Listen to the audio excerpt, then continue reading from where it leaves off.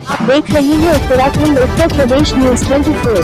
सिर्फ सच दिखाने का हौसला रखते हैं हम, नहीं छुपाते, कोई खबर आईने की तरह साफ दिखाते हैं हर खबर पर। और कहां तक ये आपका जो धरना जाएगा?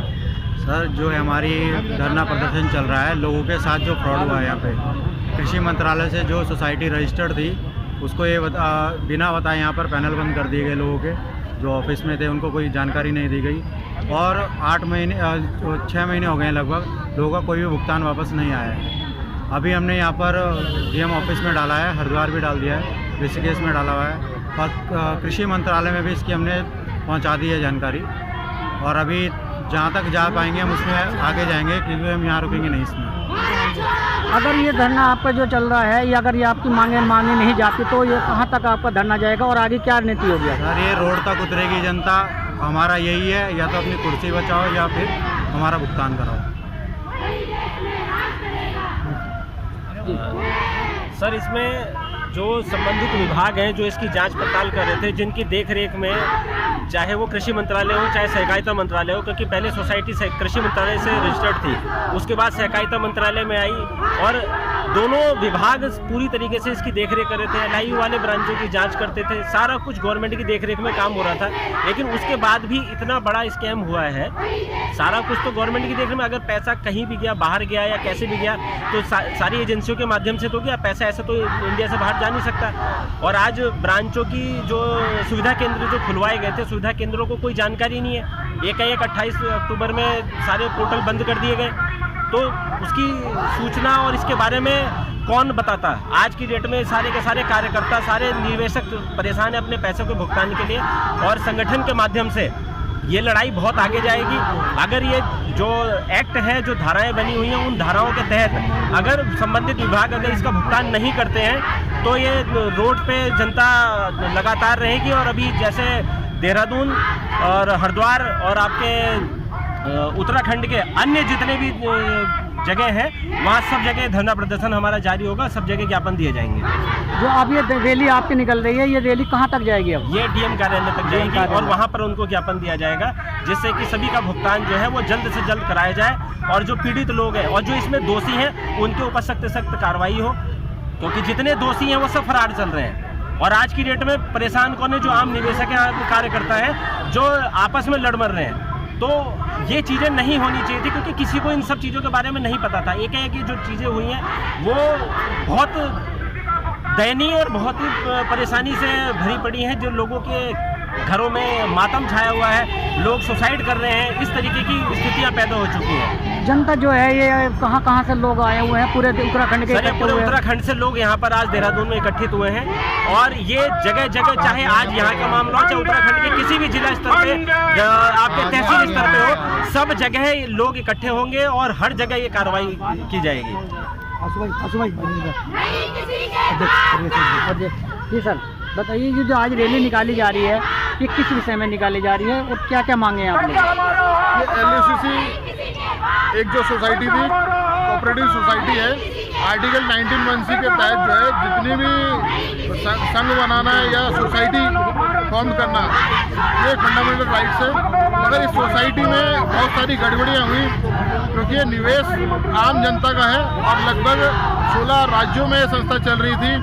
उत्तराखंड में भी जैसे ही संस्था इंट्रोड्यूस हुई, इसमें भोली भाली जो हमारी मातृशक्ति, हमारे भाई जो बेरोजगार थे, उन्होंने कहा अपने परिवार के लिए जो है कुछ हम आर्थिकी मजबूत करें और अपने परिवार का भरण पोषण अच्छा सा करें। इन्होंने लोगों को गुमराह करा और इसमें बहुत बड़े बड़े लोग इन्वॉल्व हैं, जिसमें जैसे आप देखते हैं कि फिल्मी सितारों के ऊपर लोग बहुत भरोसा करते हैं। आलोक नाथ जी, सुरेश तलपड़े जैसे जो अभिनेता हैं, उनके द्वारा भी इस सोसाइटी के बारे में बताया गया है कि ये कृषि मंत्रालय से संबद्ध है और जो आपका बाद में सहकारिता मंत्रालय ने इसको जो है उसके अधीन अब एक कार्यरत संस्था थी।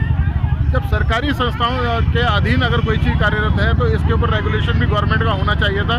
वो रेगुलेशन में कहीं ना कहीं कमियां रही हैं और जो इस तरह से लोग जो फरार हुए हैं, और खाली ये एक चिटफंड कंपनी नहीं है, ऐसी बहुत सारी कंपनियाँ हैं।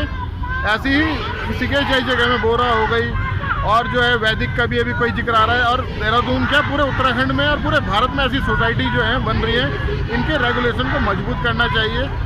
इसके लिए जो है आज ये प्रदर्शन है और लगभग 500 करोड़ का जो है, क्योंकि उत्तराखंड की आर्थिकी बहुत ज़्यादा मजबूत नहीं है, एक एक पैसे बचा करके हमारे जो मातृशक्ति है, हमारे भाई हैं, हमारी बहनें, जितने लोग हैं, वो कैसे कैसे पैसे बचा करके अपना जीवन यापन करते हैं। उनकी खून पसीने की गाड़ी कमाई को इस तरह से जो है चट करने वाले जो है ये खरपतवार हैं। और ये एक तरह से जो है इन जैसे लोगों के विरुद्ध हमारा लगातार हर तहसील स्तर पे, जिला स्तर पे लगातार प्रदर्शन जारी है। और उत्तराखंड जन विकास मंच और जो हमारी पूरी सहयोगी टीम है, ये हर विकल्प तलाश कर रही है कि जिस भी माध्यम से लोगों के पैसे निकाले जा सकते हैं। हम तो ये कहते हैं कि ये जो संस्था, जो कोऑपरेटिव मंत्रालय है, इनको इसके रेगुलेशन को देखना चाहिए था। इतनी बड़ी घटना हुई है फाइनेंशियल ईयर जो है 2020-21 में, जब इसमें गड़बड़ियाँ आई, जो ऑडिट रिपोर्ट में भी पता चलता है और राज्य का सहकारिता मंत्रालय इसको कोट करता है, तो उस चीज़ में अगर उसके बावजूद भी ये लगातार चलती रही है, तो हम तो संस्था जो इतनी ऐसी सरकारी एजेंसी है उनकी भी लापरवाही देखते हैं। और हमने मांग रखी है, मांग की भी है कि इसकी जो उच्च स्तरीय जाँच हो। इसमें हमने ईडी और जो सीबीआई है और चीफ विजिलेंस कमिश्नर साहब हैं और ऐसी जितनी भी संबंधित मंत्रालय हैं और उनके जो प्राधिकारी हैं, उन पर सब पे जो हमने जो है अभी तक अपना संपर्क जो है पत्राचार के माध्यम से किया जा चुका है। और तो अधिकारियों ने क्या दिया आपको, क्या आश्वासन दिया अधिकारियों? मैं आपको बता देता हूँ, एक प्रक्रिया होती है कि आप अगर कहीं भी कोई भी विकल्प तलाशते हैं, माननीय न्यायालय का माननीय न्यायालय का अगर विकल्प आप तलाशते हैं, तो उसके लिए भी आपको कंसर्निंग जितनी भी अथॉरिटीज़ होंगी या डिपार्टमेंट्स होंगे, उधर जाना जरूरी है। तो हम चाहते हैं कि राज्य स्तर के जो हमारी राज्य सरकार है, इसमें माननीय विधानसभा अध्यक्ष महोदय जो है हमारी महोदया, उन्होंने भी संज्ञान लिया है।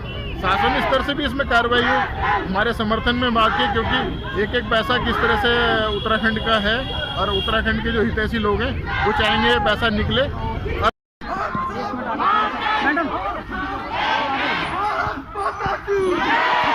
बोलो, आज यहाँ पर रैली निकाली जा रही है और आज ज्ञापन सौंपा जा रहा है, तो किन कारणों से यहाँ पर जो आज इकट्ठे? सर, हम अपने पैसों के कारण आ रहे हैं। यहाँ पे हमारा पैसा फंसा हुआ है LUCC सोसाइटी में, और ये भारत सरकार द्वारा पंजीकरण था, 639 इसका नंबर था, और हमने तभी इसमें काम करा है, अपने सारे लोगों को इसमें जोड़ा है, और इसीलिए हम यहाँ पे आए हैं ताकि भारत सरकार हमारा पैसा हमें वापस लौटाए।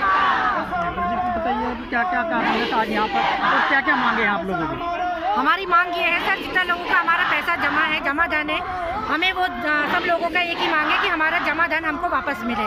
लगभग कितना पैसा होगा सर? लगभग तो हमारा पूरा उत्तराखंड में तो कम से कम 500 करोड़ होगा, 500 करोड़। लेकिन मेरे जो डाउन में मेरी जो मुख्य टीम है सर, उसका कम से कम 3.5 लाख।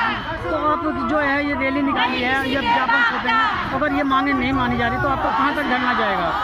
धरना तो सर जहाँ तक पॉसिबल होगा हम वहाँ तक लड़ेंगे, और हो सकेगा हम धरने में आगे यही की रणनीति क्या है आप लोगों की? हाँ जी, आगे की रणनीति क्या है आपकी? अभी रणनीति का अभी देखो क्या होता है सर। अभी तो सरकार से गुहार ही लगा रहे हैं, क्या पता सरकार सुन ले, क्योंकि हमारा एक दो का नहीं है, इसमें ऐसे गरीब लोग भी हैं जिन्होंने मतलब अपना पेट काट के, विकलांग लोग भी हैं जिन्होंने अपनी पेंशन में से यहाँ पैसा जमा किया। तो आज हम लोग चाहते हैं कि सरकार से यही मांग है हमारी कि पैसा। पहले भी आपने ज्ञापन किसी को दिया? हाँ, सभी अपने जिला स्तर पर सभी जगह विज्ञापन दे चुके हैं सर हम लोग। मैडम बोलेंगे आप क्या हम काम करते हैं, हमारा भी अपना बिजनेस है। मैडम लोग अंदर है तो हम क्या बोल सकते हैं, जब तक वो बाहर में आएंगे तो हम भी कुछ नहीं बोल सकते।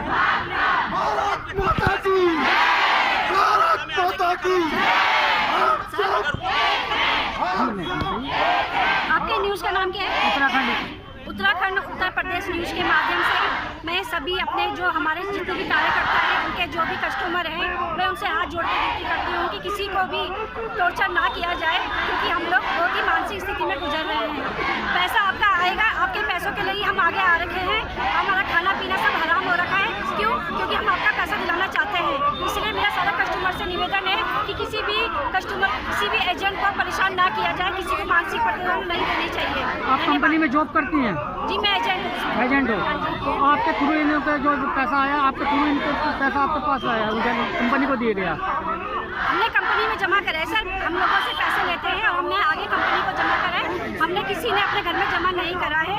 इसीलिए मैं आज जो लोग हमें टॉर्चर कर रहे हैं, मैं अपने कस्टमरों की बात करती हूँ, मेरे कस्टमर मुझे परेशान कर रहे हैं, तो मैं उनसे यही हाथ जोड़ के विनती करती हूँ कि पैसा, हम उनके पैसों की लड़ाई कर रहे हैं, इसमें हमें टाइम दीजिए, समय लगेगा। धन्यवाद।